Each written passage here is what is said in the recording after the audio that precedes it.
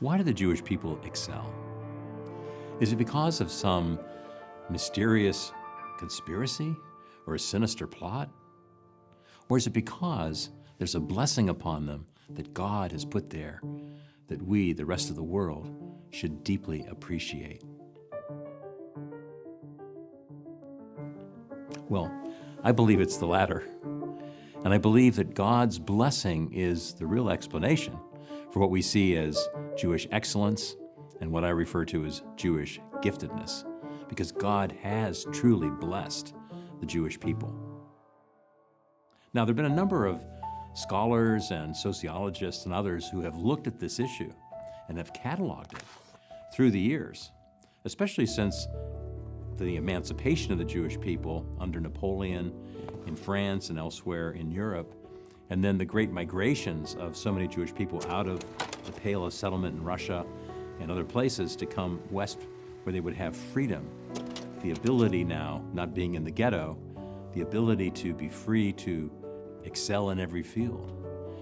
And that's what happened, because for the first 1,800 or so years of the Jewish people being in the diaspora, once they left the land of Israel after the destruction of the temple in 70 AD, they scattered to the four winds, the four parts of the world.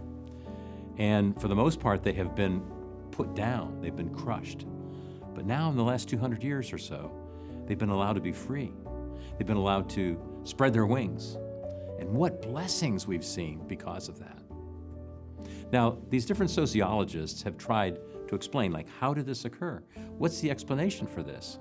We go back to the 19th century and famed sociologist Thorstein Veblen, for example.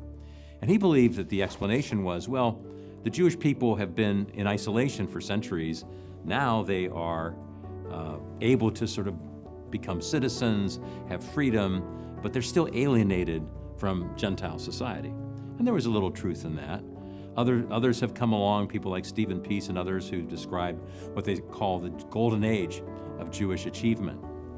And there's some who've tried to explain it through ways of, good Jewish mothering, for example, or the fact of Torah learning and the dedication to education that so many Jewish people have had through the centuries. And again, not dismissing any of that. So there's an aspect where there are parts of truth to all of those explanations, but none of them really explain why Jewish people excel, why there's so many Nobel Prize winners among the Jews who make up a tiny, tiny fraction of the world's population. It doesn't explain why there is so much creativity among the Jewish people. I spent one time in China, and one of my colleagues at the time took me to Tsinghua University, which is sort of the Harvard of China. The cream of the crop of Chinese students go there.